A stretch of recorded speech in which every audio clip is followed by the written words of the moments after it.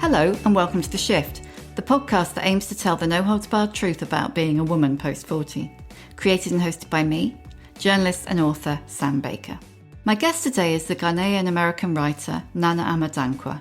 Nana-Ama found herself in the public eye when, in the late 1990s, she published her memoir, Willow Weep For Me, about suffering from clinical depression. It was one of the first books to openly discuss Black women's mental health experience and was critically acclaimed by the likes of the late, great Maya Angelou. I said, I think I'm dying. I think I've got some illness and I think that they're going to find out what the illness is, but I think I'm dying. And she said, well, what's wrong with you? So I listed a bunch of things and she says, girl, that's menopause. Now 53, Nana-Ama joined me from her home in sunny California. Grrr. To talk about the triple burden of mental health, menopause, and being Black. Why Black women are driving change right now. How menopause turned her into a hot mess, and how she's finally learned to do what's right for her.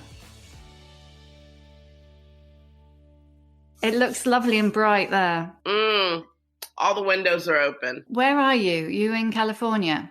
I'm in my living room in the Coachella Valley in California. Lovely.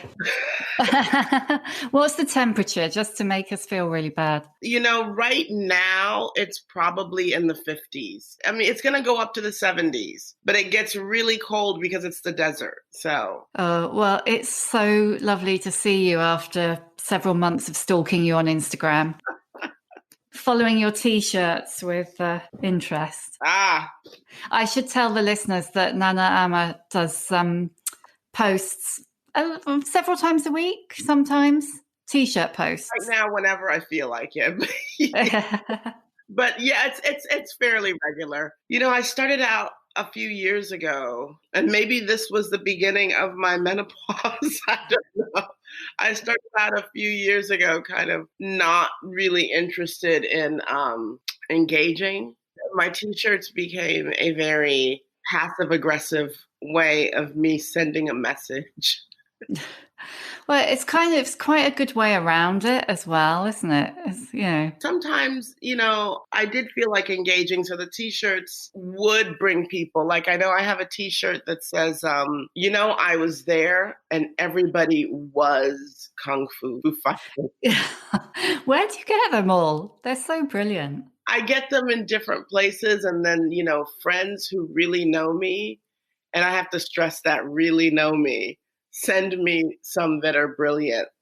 Friends that I went to grade school with that I'm still friends with, they know me really well. They know my humor. And so they'll sometimes see something and get it. And that's nice. Do you have a personal favorite T-shirt?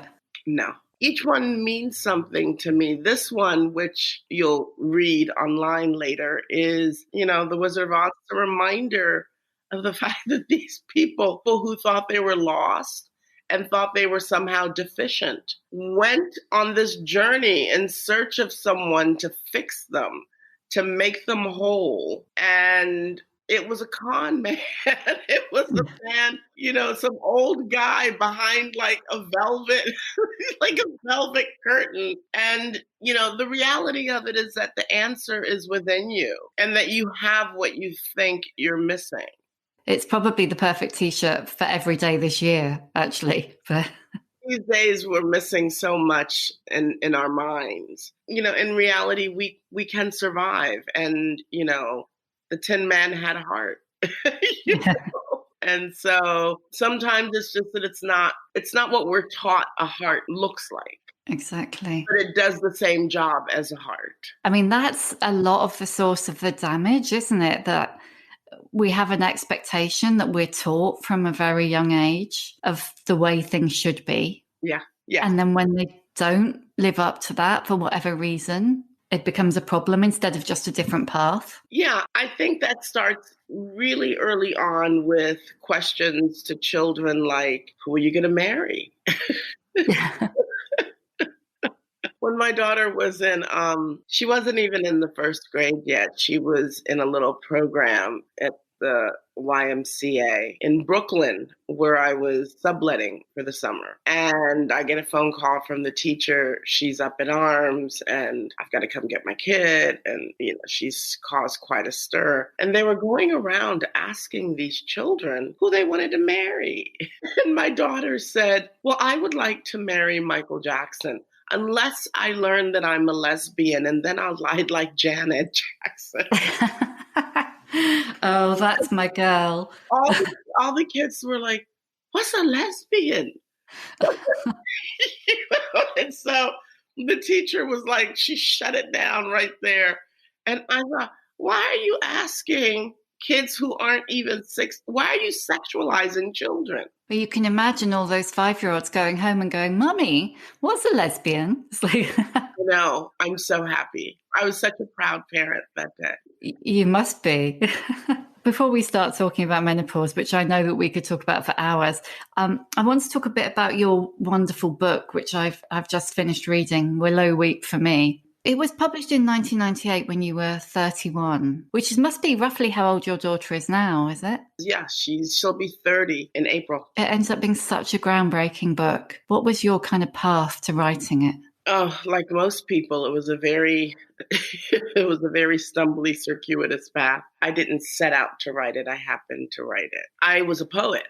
I wasn't even a prose writer. I was a poet. And I did a reading, and a man came up to me and said, hi, I work with the Washington Post. And he's like, I really like your poetry. Do you write prose? And I said, yes. Why, yes, I do.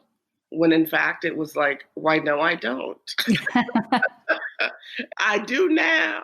And so he gave me his card. He assigned me a couple of articles, which I thought, how hard can this be? He wanted it very poetic. So I wrote. He enjoyed the article, assigned me another. And then we became friendly, as one does with one's editor.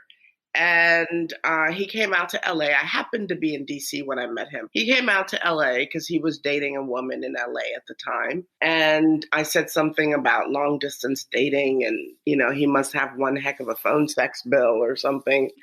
And then he said, yeah, the phone sex thing. And I said, I was a phone sex operator. And he says, what? And I said, I was a phone sex operator. And this was before, it was in the movies. I mean, this was like in 90, 93, 94. It hadn't really been something that people were talking about. And he said, tell me about that. And I told him all about it. So he said, write about it. And I said, no, my parents live in DC. He was with the Washington Post. And I said, they read that paper every day. There's no way. He said, the first shock is the hardest and it frees you as a writer. And he was right, though. He said, then you don't worry about you get to own your voice. And so I wrote it. And, much to my shock, nobody really gave a damn about anything other than the fact that I was top of the fold in the paper of that section. Wow. They didn't freak out or... Only my uncle and my old British uncle who had retired in Tangier, his paper carried it. And he called me. He says, darling, if you're ever that hard up, ask for money. But other than that, no, nobody really cared. And so then we were talking and I mentioned something about, depression. And he asked if I had read Styron's book, Darkness Visible. And I said, yeah, I've read that book, but that book has so little in common with my life. And I was like, here I am. I'm a desperately broke single mother. And this guy's like writing about losing $10,000 checks because he's so confused. And I said, I wish I had a $10,000 check to lose. And then I said, also, even though Styron is going through all of these emotions, which are very valid emotions, the way in which he is regarded is so different than the way in which I am regarded. In the midst of all of this, I went to a hospital. I had checked myself into a hospital because I couldn't find a therapist. I was in New York. And I couldn't find a therapist. It was the last 2 weeks of August where every psychiatrist is on vacation. Oh, yeah, they're all on holiday, yeah. Yeah, and everything was closed down. So I went into the hospital and voluntarily checked myself in. And the doctor was this Mediterranean. He was like very Greek or something. Not that it matters, but he had a definite cultural mindset because he kept saying again and again, and where's the father? Like, where's the father of my child? And that was like such a big thing in his mind. And I could see that it was bringing me down, in an effort to sort of salvage myself. I was giving him all of my other credentials. And then he said, which wasn't funny then, but it is funny now. So how long have you believed that you've been writing for the Washington Post? I'm sorry. Oh my God. And I said, I don't believe I actually am. And I mean, this was before you could just go on and just Google and poof, Yeah. And so fortunately, I was able to reach my literary agent. She was incensed. She called the hospital and said, "What are you doing? This is an author." How dare you treat her like that? And so that was an interesting experience. That was interesting because it just shows race. And it goes on and on and on with whether it's just race, whether it's race and single parenting. I've gone to the doctors and just a regular doctor appointment with my daughter and a neighbor who drove us there. And the doctor spoke with the neighbor and I said, "Hey, I'm the parent." And the doctor, even including me, would glance my way, but would talk to this white man. And, so I was talking to my editor about that. And he said, "You should write about this." And I wrote a lot. And he killed the piece. He said to me, "I'm not going to publish this because I don't want this to be one article in a life full of articles that you're writing because you're broke and you're going from check to check. This is a book and I want you to write this book." And I was like, "What?" That's amazing. And I could not wrap my brain around it. I was like, "So you're not going to pay me for the article?" Saying this is a book, write the book. It was like, go climb the Himalayas or something. Yeah. And he actually sent the pages that I'd written to the agent, who then contacted me and said, "Oh, let me show you how to write a book proposal." And I was like, "I'm not doing it." Why? Because you didn't think you could, or? Because I couldn't afford to. Look, this woman, she went ahead and sent it out without me doing one thing differently. And they contacted her the next day and said, "Can she come to New York?" And I was like, whoa. And I met with like numerous editors in New York, which she flew me to New York. I didn't have that money. Met with numerous editors. I thought, oh, this is all cute and everything, but let me get back to my real life. At the time when they auctioned on the book, I had no gas. I had to microwave water to bathe my daughter. I was in dire straits. So people tend to think if you're a writer, writing comes easily. No. Hard work. And sometimes you work that hard in the course of a week to perfect a paragraph. I wasn't in the mind frame because you can't be that stressed out about something else and then sitting around just sort of la-di-da-di-da, at the computer. So it was really incredible. The book sold. My agent immediately she wired me some money so I could get my utilities back on. And I spent the next couple of years writing about being depressed. And where was your clinical depression at that point when you were writing about it? Were you at some equilibrium with it, or were you still in the midst? Both. It was a long process. I didn't write the book in a night. That took like 5 years.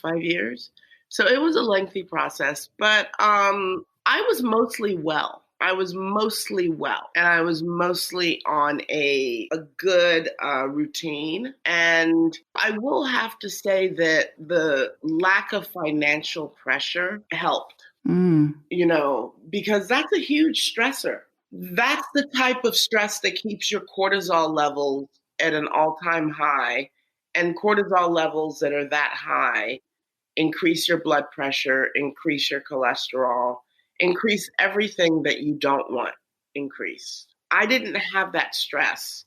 And so for me, it was just really dealing with all the other things. And I was in therapy. I'm a big believer of therapy.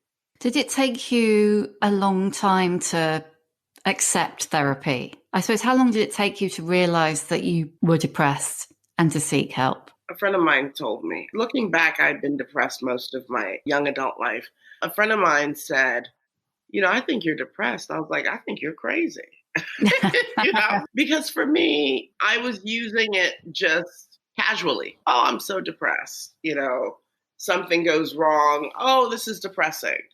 But in terms of clinical depression, I didn't believe myself to be. I accepted it rather quickly. I think when somebody plants a seed, if you're really honest with yourself, you recognize it when it starts to grow, when it starts to sprout.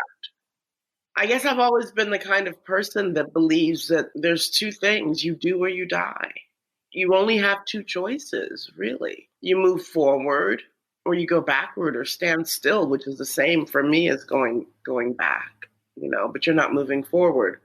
And so as difficult as it may seem, you move forward. Therapy was difficult for me initially because culturally, I'm originally from Ghana, was raised by Ghanaian immigrants in the United States. It's just not part of that culture to sit with someone and to just tell all your business and your family's business. And, our societies are so small, chances are the person you're talking to knows your family. That gets into issues as well. I was really happy to do it. It was great because suddenly these things that felt so major inside of me, when I said it, I thought, this sounds really silly. It didn't seem quite as silly when I was like obsessing about it. It didn't seem quite as minor, but sometimes you start to make the connections yourself, even before the therapist does.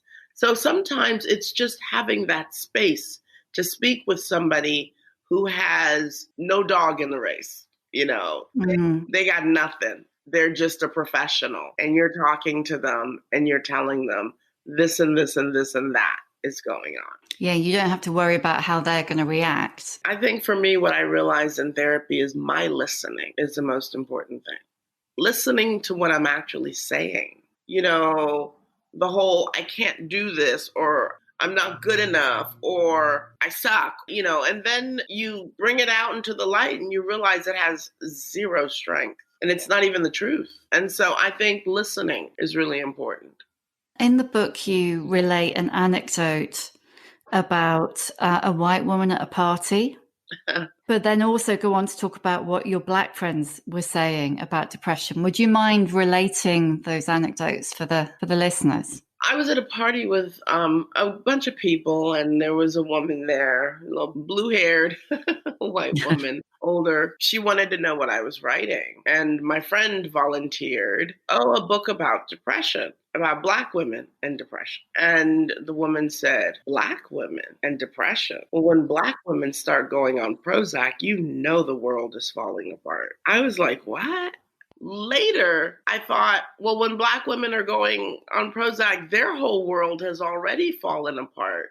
But in that moment, you're just so stunned, It's like, how could somebody say something like that? It's so dumb. So presumably that's to do with, perceived strength. You're meant to be able to cope in a way that white women aren't.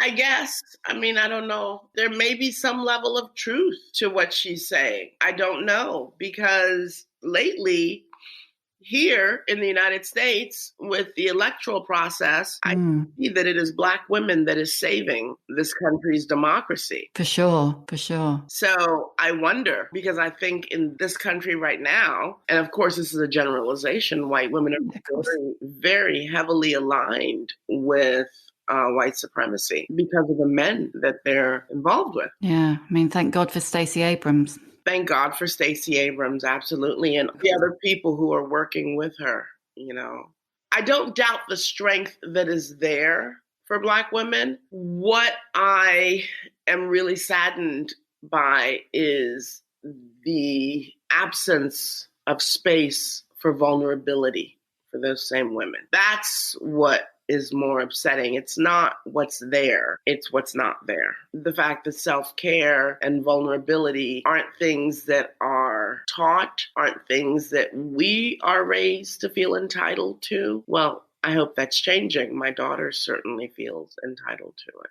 It's more than 20 years since you wrote the book. Have you seen that shift, certainly in your daughter's generation's behaviour and their approach to mental health, but also to their rights, to what they will and won't put up with?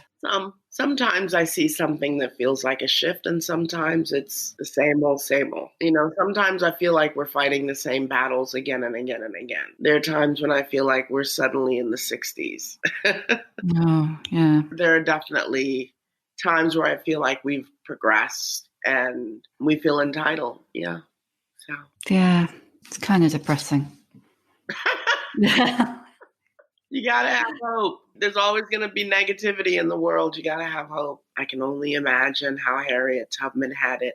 I can only imagine how Frederick Douglass had it. So with all the things that I have at hand, I got hope. That's true.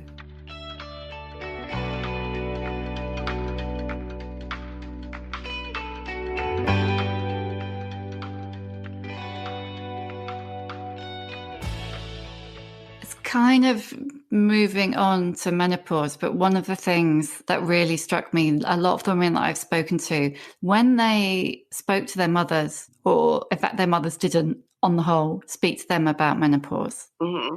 Did you have any idea from your mother about her experience of menopause or what to expect? No, I'm estranged from my mother. I will say that when she and I were talking, I had mentioned I was in Istanbul and I don't know what I came near or what I ate, but I had a case of anaphylaxis. And I was really fortunate to be in a hotel where they had a hotel doctor, because if not, I would have died. It was a bad case. He had to inject me twice before everything just sort of, went down. And I think like 6 months later, my mother said something about carrying an EpiPen. And I said, "Did you say you carry an EpiPen?" And she said, "Yes, when I got to a certain age, suddenly I started having all of these allergies." I had been talking about allergies and, how my body had just suddenly, I couldn't eat certain foods anymore. And I still don't really understand what happened in Istanbul. And this woman not once said, "Oh, and by the way," very characteristic. And I said, "Well, why didn't you say something?" "Well, you didn't ask." Most people don't run around asking, "Do you carry an EpiPen too?" And so I have adopted some friends who are a little bit older, women who are a little bit older. I did not know even then with the allergies that it was menopause. I just thought, oh, your body as you get older. And I don't necessarily mean as you get older, like menopausal, just as you get older, like how you might go from 18 to 24 or something, that the body changes all through your life. Your body changes. I didn't know at all. I had a partial hysterectomy because of fibroids. Mm-hmm. And after that, I had hot flashes and all kind of weird stuff that happened. It went on for several months and then it was done. And I thought, whew, that's the end of that. How old were you then? Oh, this was like 4 years ago. I was in my late 40s. I'm 53 now. So you thought that was it, a few months and you'd sailed through it? I was wrong. And I was going to all these doctors for different reasons. And I said to one of my girlfriends, and I meant it in all honesty, I said, "I think I'm dying. I think I've got some illness and I think that they're going to find out what the illness is, but I think I'm dying." And she said, "Well, what's wrong with you?" So I listed a bunch of things and she says, "Girl, that's menopause." So what was on the list? I was forgetful. And I had brain fog. And I thought, okay, so it's got to be something that has some kind of Alzheimer's symptoms, some like early onset Alzheimer's. And then also my mood, I was depressed, but I wasn't depressed. It wasn't the depression that I know from my youth. And so I was going to a psychiatrist who was treating me for depression and for anxiety. But I got to tell you, I've never had anxiety. I mean, it's a different animal, you know? Mm-hmm. And then also body temperature control. It's not just hot flashes. I also get cold flushes, which a lot of people don't get. So a lot of people don't talk about. But I would get hot, and so people would go, "Oh, okay, you're hot flash." And I was like, well, nobody's talking about the cold. I'm dying, Mm. And so I would get that. And then also I had some balance issues a year and a half ago. I fell. I was like, oh my God. I was supposed to be speaking at Barnard, and I had like a mouthful of blood. Oh, no. Awful. It was awful. But then there was that. And then I had a lot of gastrointestinal issues that, the ENT was like, oh, you have acid reflux. Then I couldn't eat certain things anymore. And I was just a mess. I was falling apart. And then I couldn't sleep. Or I would sleep and I would shoot straight up like a lightning bolt at 4 a.m. Why 4 a.m.? I don't know. And I couldn't go back to sleep. And it got to the point where it was really affecting my quality of life, because I can't work if I can't sleep, because I work with my brain. If my brain feels like mush, how do I write a sentence? How do I, or people would call me and I'd be sleeping at 3 p.m. because I couldn't sleep the night before. And I was just a hot mess. And one of the first things that I did was I got rid of every man who was on my medical team. Did that make a difference? It made a huge difference for me. And then I added a naturopath. Interesting. When I speak about depression, I did use medication when I was depressed when I was younger. I refuse to really talk about it at length, but I believe that everybody has to make a decision that works for them. I am pro everything if it works for you.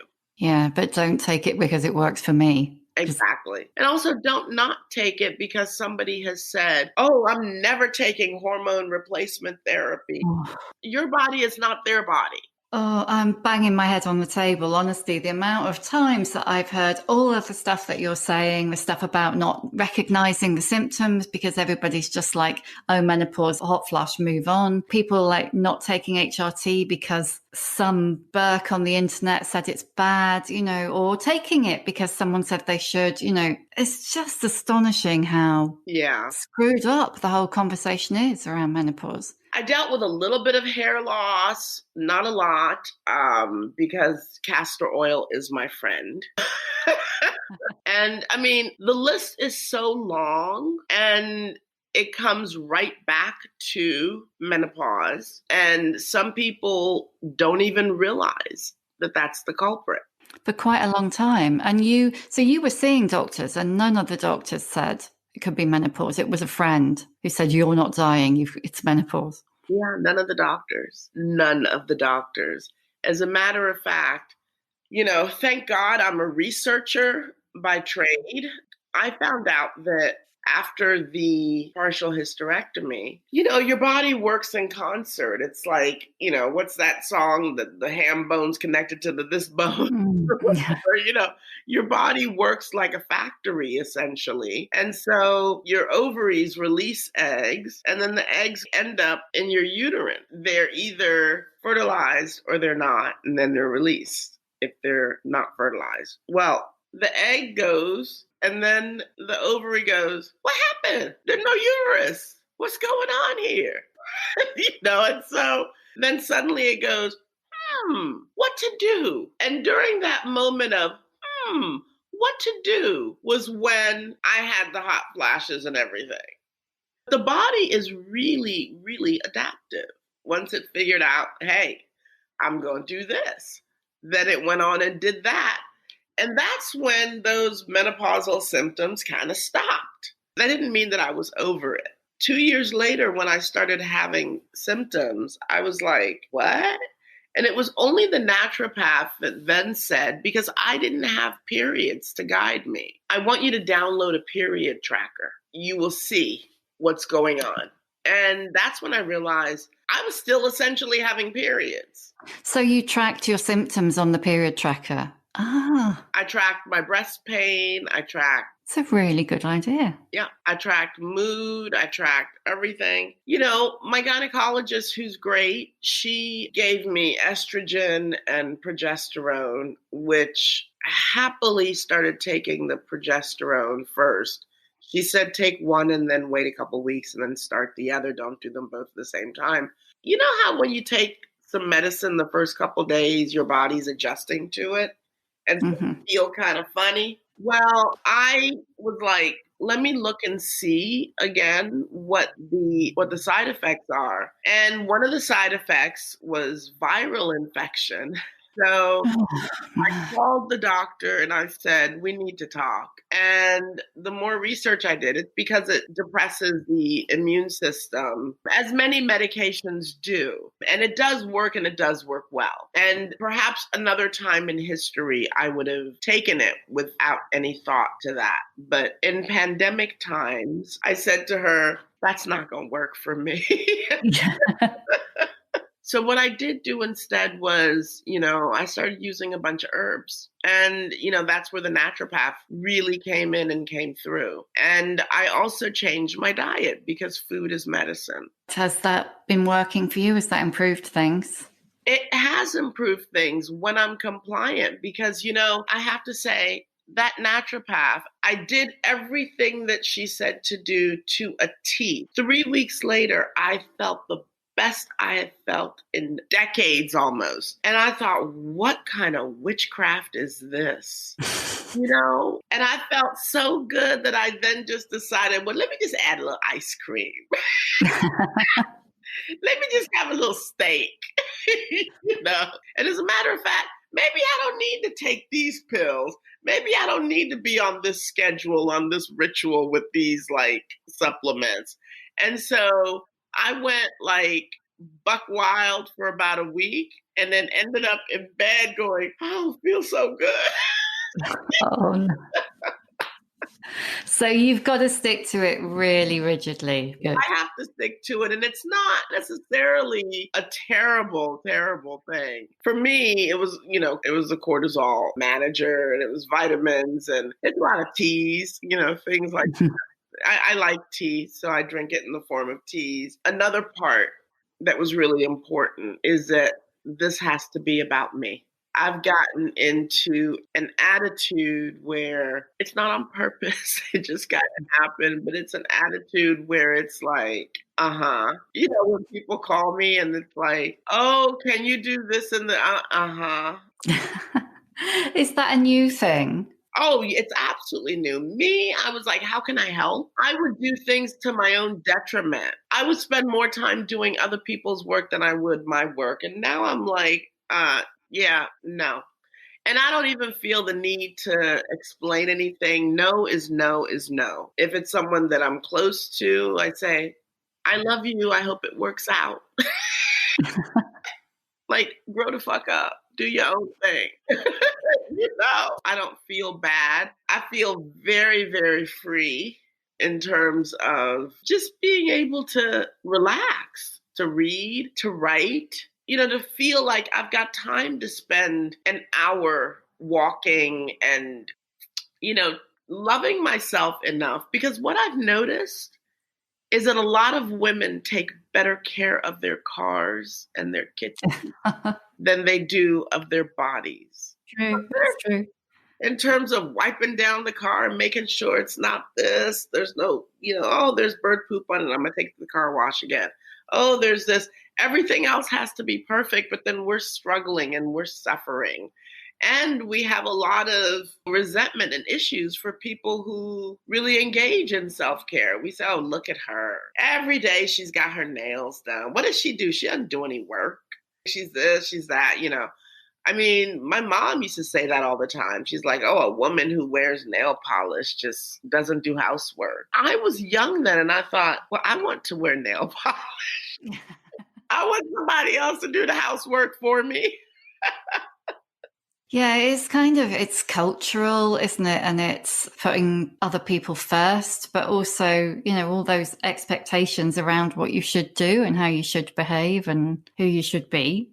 Were you shocked by the silence and shame and dismissal around menopause when you first started to experience it? No.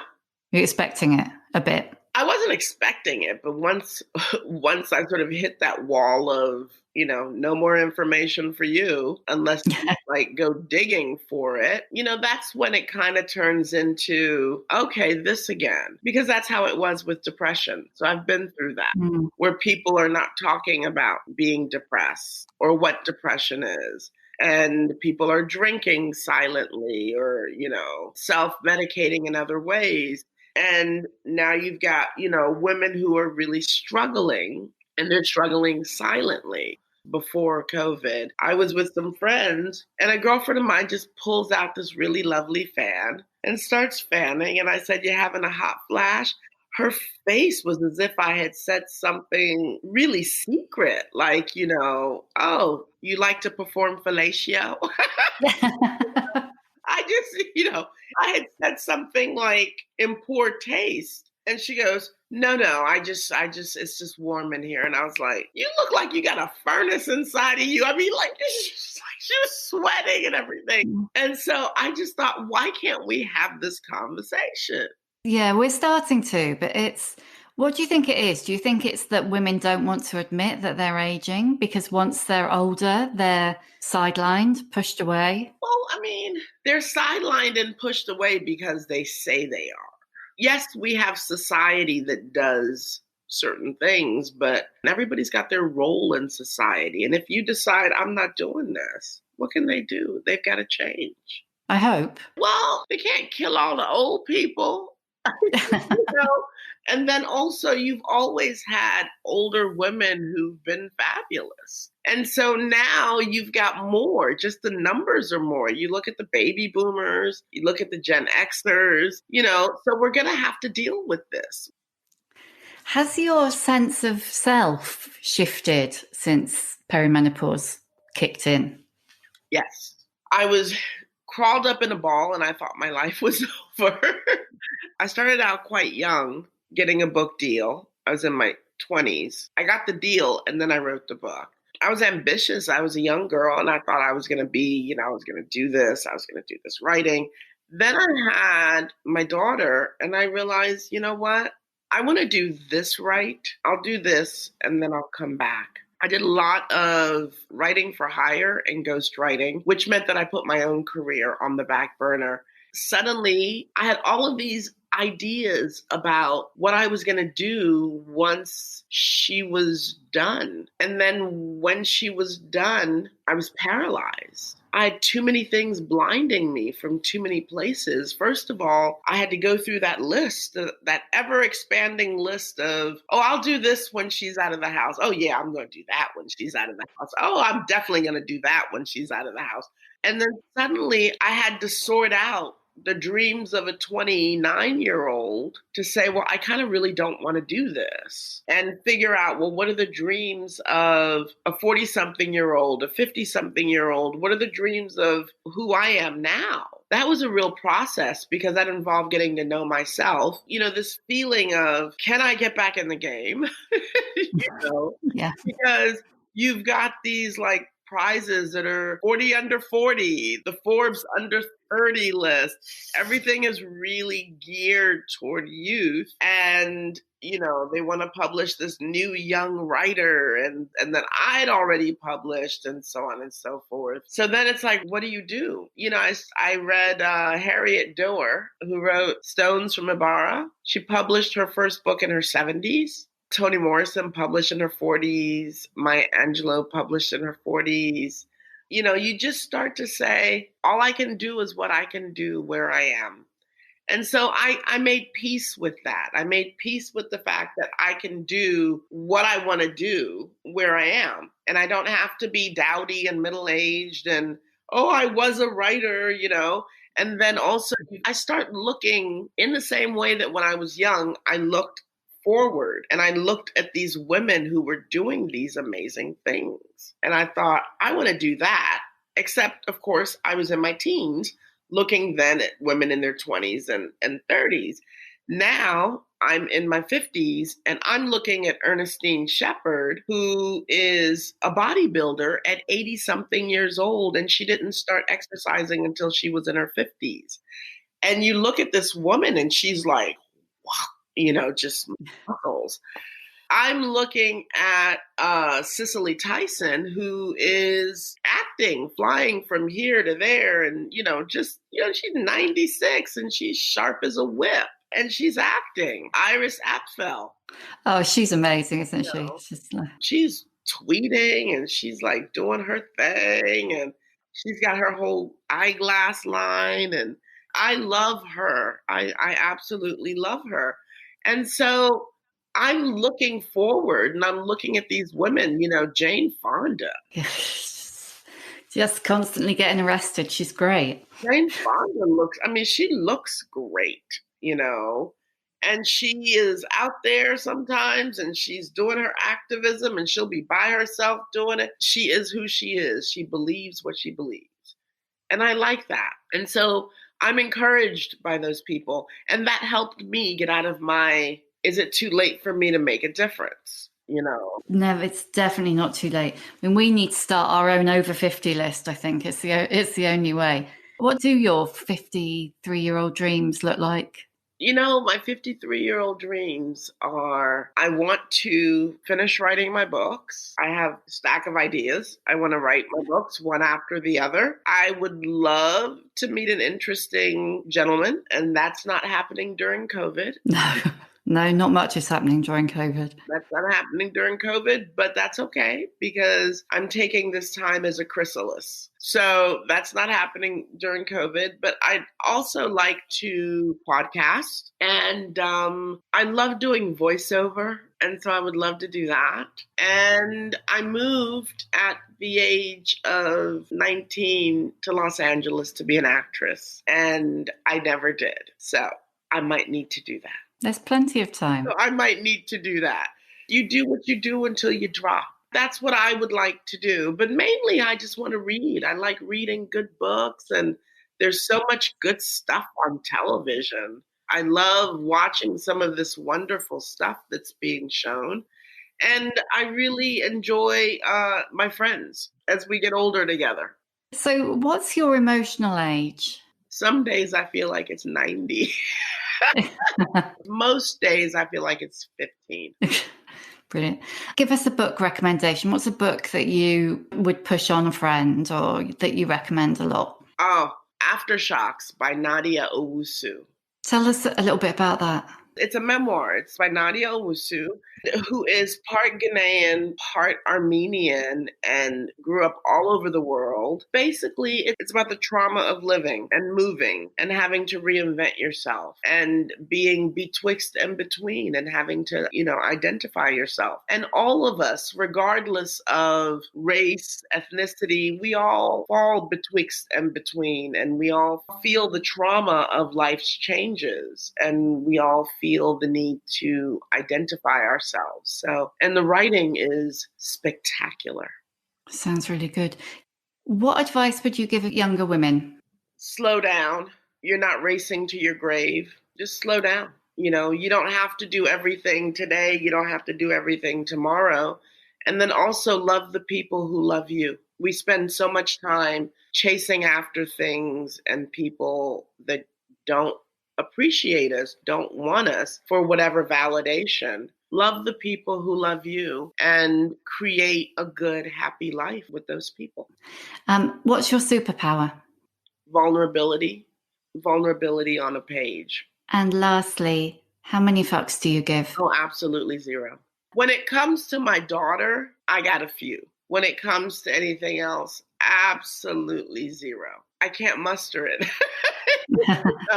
I just can't, I can't even pretend. It's like, I want to. And that's the thing. That's the difference. I know that there are people who are trying to get to the zero fucks. And for me, like, I woke up one day and I was like, yeah, no. Like, I have 0 fucks to give. There's a part of me that wants to care, that wants to, but it's just, I just don't right now.